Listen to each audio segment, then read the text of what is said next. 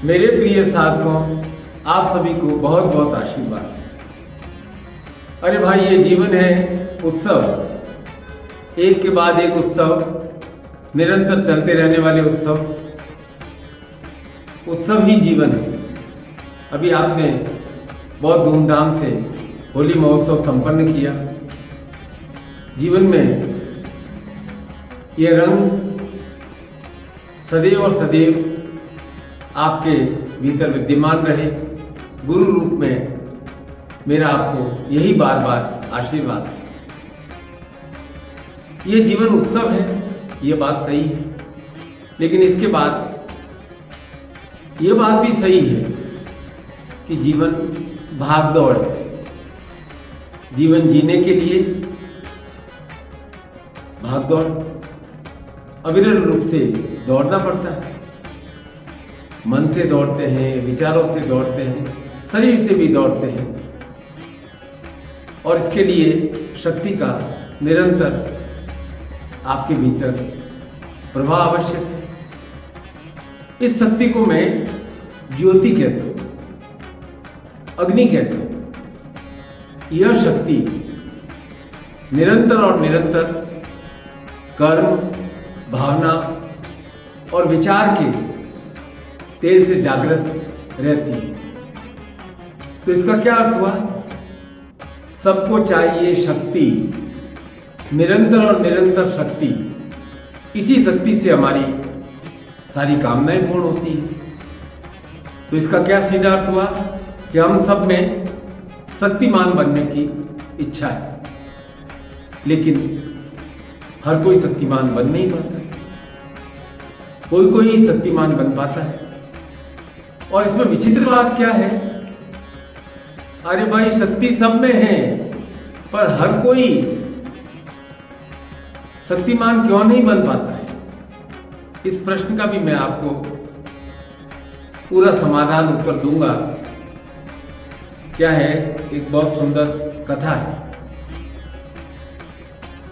कि जगत गुरु शंकराचार्य ने अद्वैत मत का प्रतिपादन किया। अद्वैत मत का अर्थ है कि भाई मनुष्य और ईश्वर एक ही है, इसमें कोई भेद नहीं है, और ये मनुष्य है, यह ईश्वर का ही स्वरूप है। उनका उद्देश्य था कि जो शाक्त मत है ये सब व्यर्थ का भ्रम है।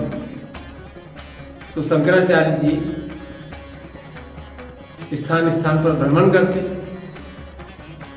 उस समय के पंडितों से, शास्त्र जानकारों से शास्त्रार्थ करते, अपने मत का स्थापन करने के लिए वेद उपनिषद का उदाहरण बहुत तार्किक भाव से देते, और हर बार उनकी विजय होती।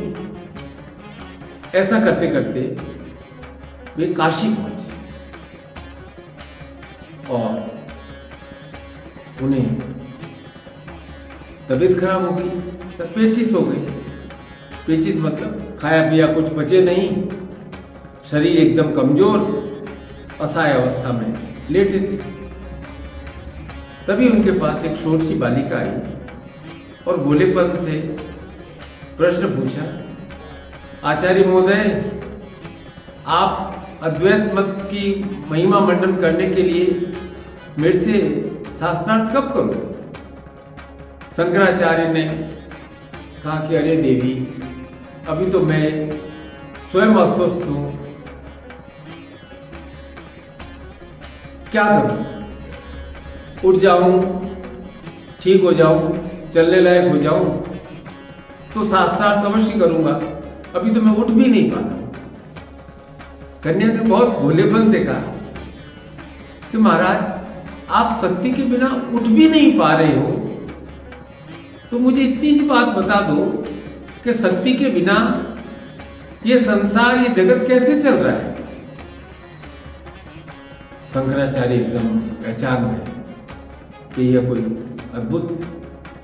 हाथ जोड़ दिए,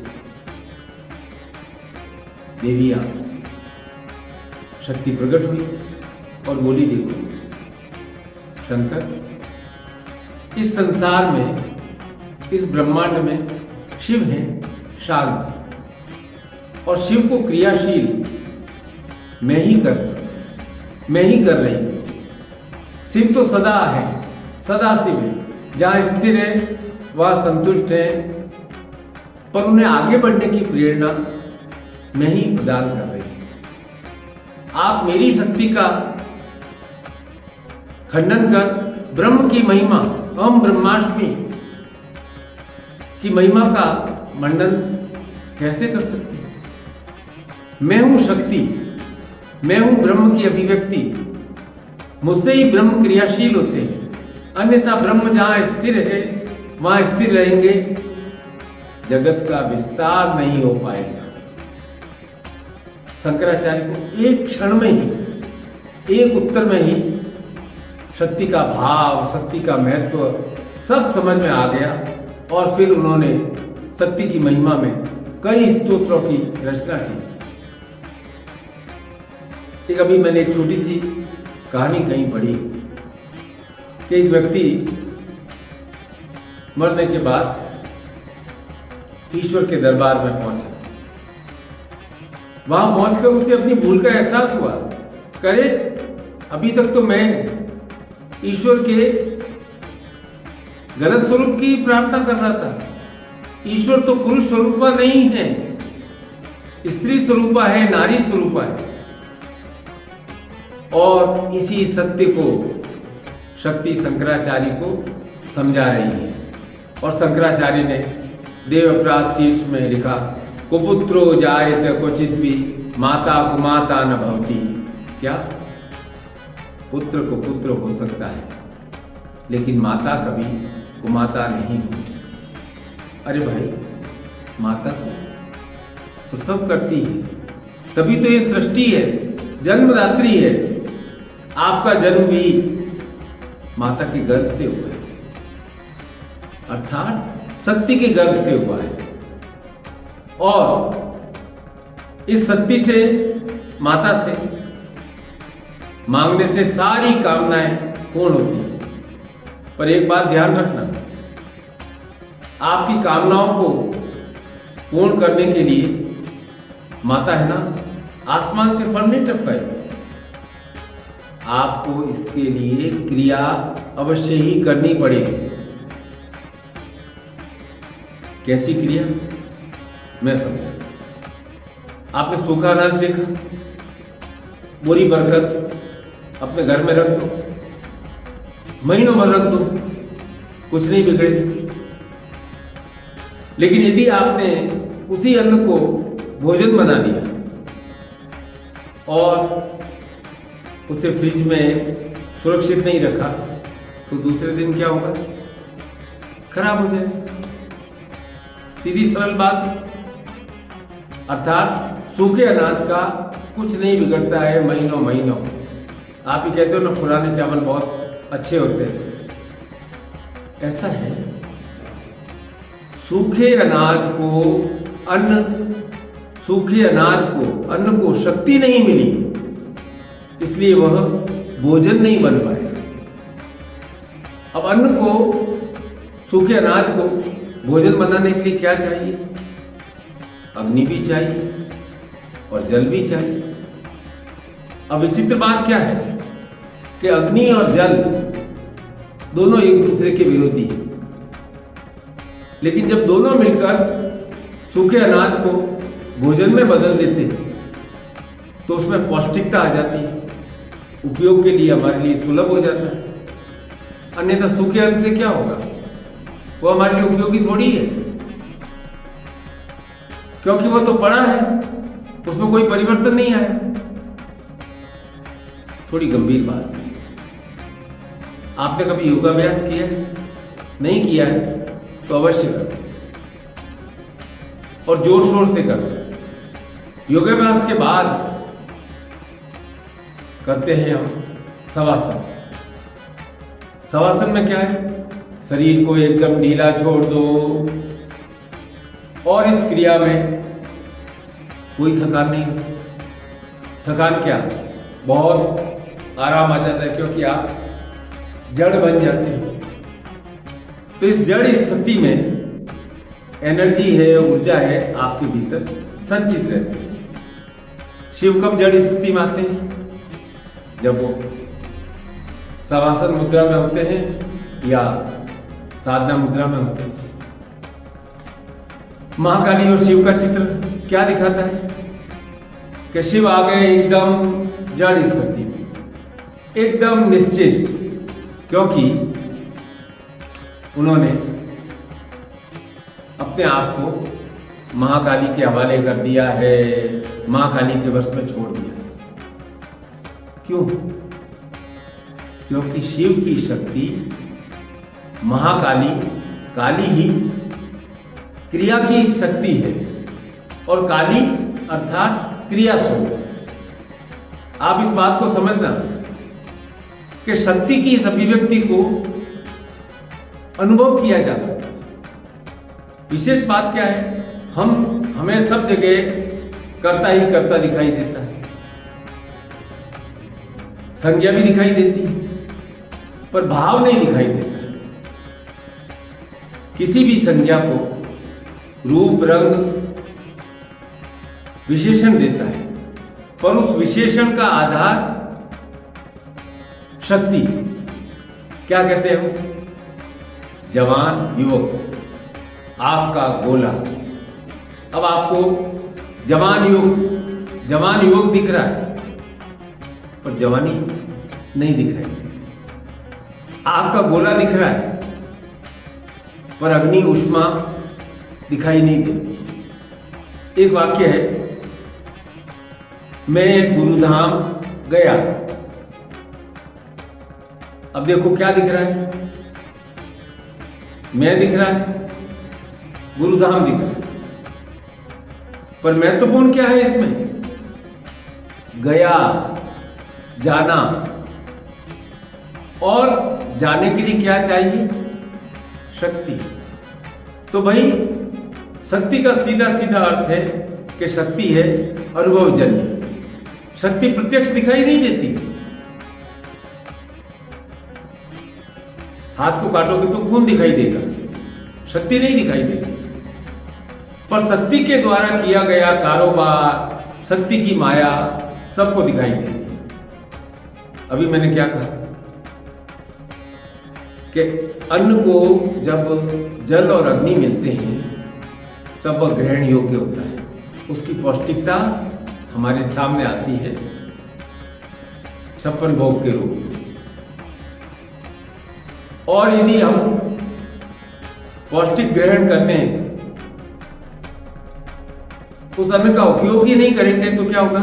शक्ति विघटित हो जाएगी। अब देखो, जल और अग्नि का स्वभाव एकदम विपरीत। दोनों को एक दूसरे से खतरा है, दोनों एक दूसरे के समझ लो एक प्रकार से शत्रु है। जल है वो अग्नि को बुझा देता है, और अग्नि है वो जल को तीव्र होती है तो भाप रूप में परिवर्तित कर देती है।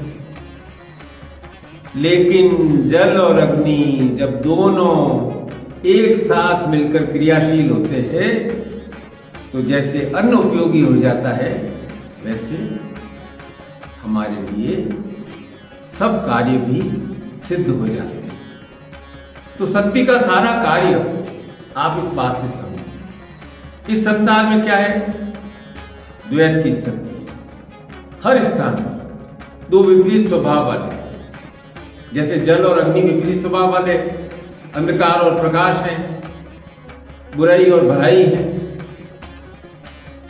और जब दोनों मिलकर क्रियाशील होते हैं तो क्या होता है? मंथन। और मंथन कहां होता है? मन। तो हमारा मन है शिव भूमि, शिव का स्थान है हमारा मन, जहां यह विराट क्रिया निरंतर और निरंतर हो रही है। अब आप सोचो कि भाई ब्रह्म का, परमात्मा का कोई स्वरूप तो है नहीं, वह तो निराकार है। लेकिन ये शक्ति है, शत्रुपा है। 100 क्या उसके 1000 स्वरूप है। शक्ति शत्रुपा है और यह सारा जगत शक्ति से ही चल रहा है। इस संसार में शक्तिहीन, शक्ति विहीन व्यक्ति की कोई पूछ नहीं होती। अरे भाई, शक्ति होगी उसी की तो पूछ होती है। क्योंकि जगत को चलाने के लिए, स्वयं को चलाने के लिए शक्ति आवश्यक है। शक्ति है तभी हमारा यह सारा संसार, जगत चल रहा है। मनुष्य क्या शक्तिविहीन, यदि पशु है तो उसका भी त्याग कर देते हैं। तो प्रत्येक मनुष्य के लिए शक्ति को पाना, संचित रखना, जागृत रखना अर्थात उसका उपयोग करना आवश्यक है। और यह शक्ति कभी हमारे पक्ष में भी है, कभी हमारे विपक्ष में भी है। साधारण रूप में क्या है, शक्ति का अर्थ है 1 से 2 हो जाना, या फिर 2 से 1 हो जाना, 1 से 4 हो जाना। बहुत सरल सरल बात क्या है, साफ साफ बात क्या है कि हमारी शक्ति को प्रेम ही तीव्र करता है। प्रेम तोड़ता है, प्रेम जोड़ता है, प्रेम उड़ना सिखाता है, तो प्रेम जड़ें भी उगाता है। प्रेम छल है या फिर सत्य है, प्रेम दर्द देता है पर वह दर्द की दवा भी है। प्रेम झुकता है और प्रेम हमें उठाता भी है। ईश्वर का रास्ता प्रेम पद से आता है। प्रेम हृदय को तोड़ मरोड़ कर झकझोर देता है। 2 से 1, 1 से 4 बनने की कला प्रेम ही है। इस बात को आप अच्छी तरह से समझ लो, लाइफ चेंज हो जाएगा। अब हमारा ईश्वर, परमात्मा, ब्रह्म, उसकी अभिव्यक्ति इस जगत में कैसे होती है? परमात्मा जगत में प्रकट कैसे होता है? शक्ति के रूप में प्रकट होता है। तो शक्ति क्या है? परमात्मा की आत्मा। ब्रह्म अर्थात परमात्मा है, शक्ति का प्रतिबिंब। क्या है? शक्ति है परमात्मा की आत्मा, और ये जो ब्रह्म परमात्मा है वह है शक्ति का प्रतिबिंब। अब देखो ना, शक्ति जब जागृत होती है तो शिव भी सब समान हो जाते हैं। क्यों करते हैं ऐसा?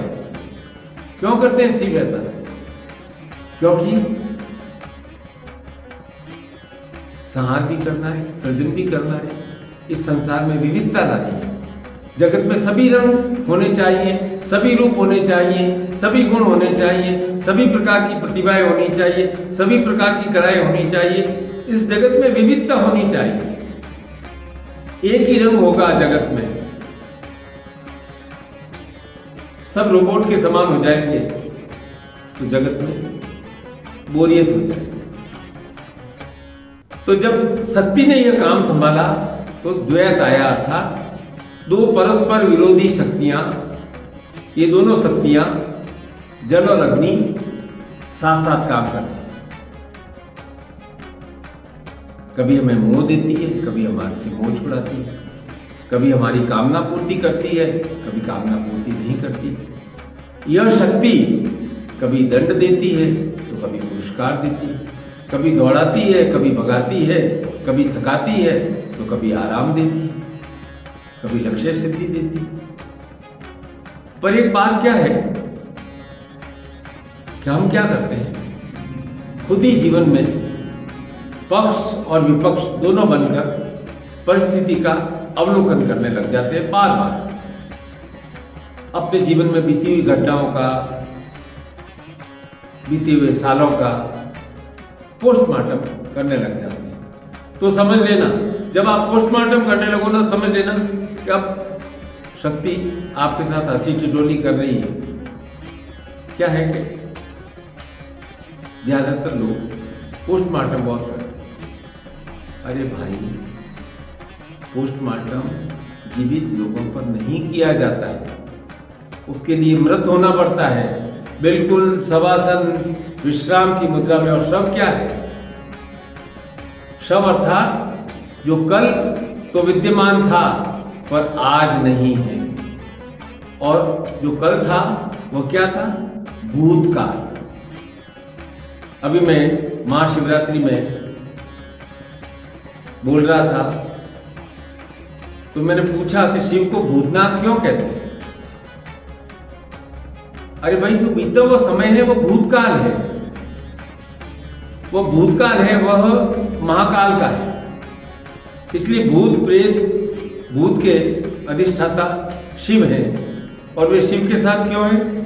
क्योंकि शिव शांत है, इसलिए भूत भी जड़ है, उनमें कोई बदलाव आ नहीं सकता।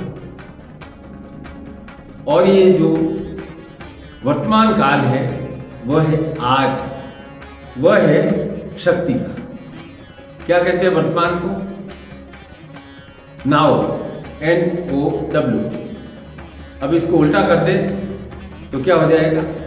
WON, वॉन अर्थात जीत। तो जो वर्तमान में है समझ लो वह शक्ति के क्षेत्र में, शक्ति के आश्रय में। और आप सब शक्ति की प्रार्थना करते हैं, पूजा करते हैं। किस उद्देश्य से करते हैं? कोई न कोई उद्देश्य है। और कुछ मांगते क्या है? हे देवी रूपम देहि, जयम देहि, यशो देहि, दिशो जयी। हे आद्या शक्ति, हमें रूप प्रदान करो, हमें जय प्रदान करो, हमें यश दो, हमें ऐसा सामर्थ्य दो कि मैं शत्रुओं को परास्त कर सकूं, पराजित कर सकूं। सीधे साधे रूप में आप क्या कह रहे हैं? रूप, सौंदर्य, ये सब धन के रूप है।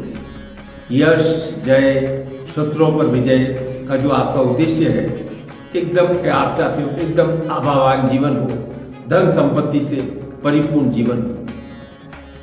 तो भाई, जो साधक अपने भीतर शक्ति को जागृत करना चाहता है, उसे तीव्र रूप से प्रेरित करना चाहता है, तो उसको एक बात भली भांति जान लेनी चाहिए। क्या जान लेना चाहिए? कि इस जीवन में विकल्प बार बार मिलते हैं, और विकल्पों का उद्देश्य है आपको उलझाना, आपको भटकाना। एक बात जान लो, आगे जाकर सारे मार्ग एक ही स्थान पर मिल जाते हैं। यही सत्य का पथ है, ब्रह्म का पथ है।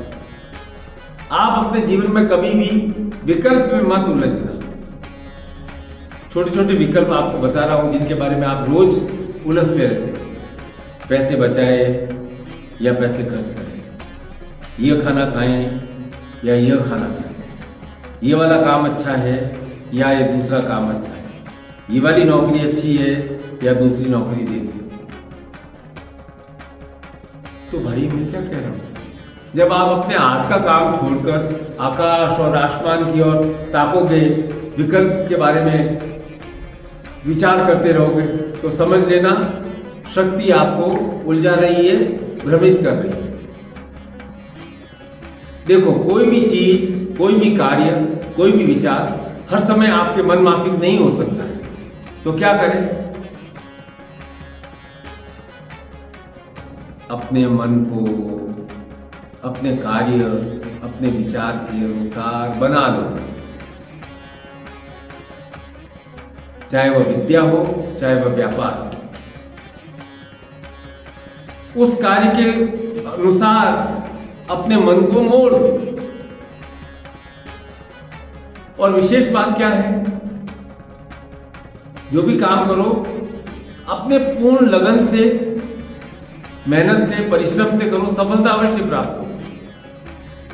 ये जो आपके भीतर की दुनिया है ना, ये आपके बाहर के सारे संसार का, बाहर की दुनिया का प्रतिबिंब है।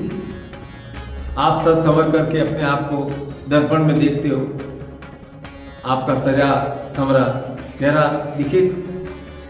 आप दर्पण के सामने रूखे सूखे जाओगे तो आप रूखे सूखे दिखोगे। भीतर जैसा संसार है ना आपके भीतर, वैसा ही बाहर का संसार है। एक बात याद आ रही है कि जिंदगी भर यही भूल करता रहा, जिंदगी भर यही भूल करता रहा। धूल चेहरे पर थी और मैं दर्पण साफ करता रहा।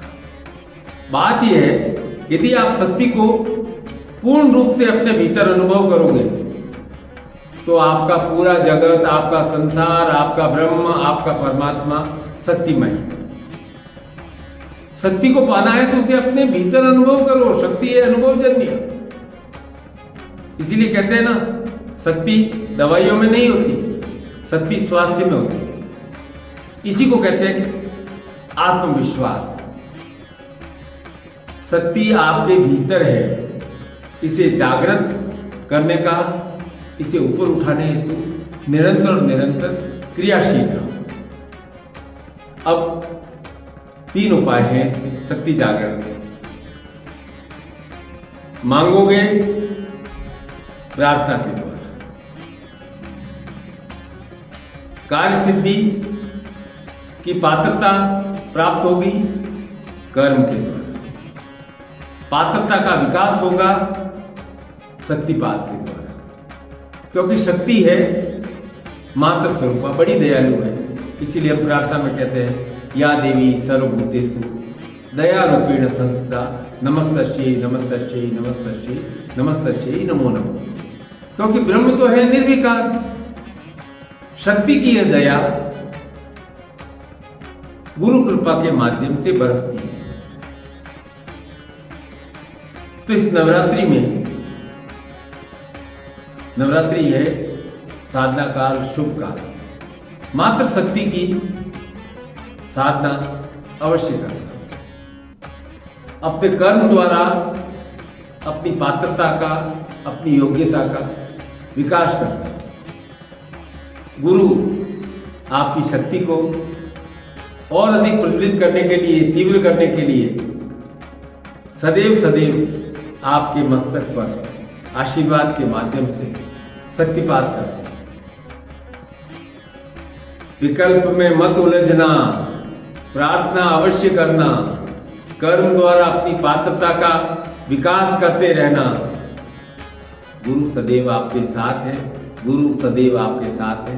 बहुत बहुत आशीर्वाद।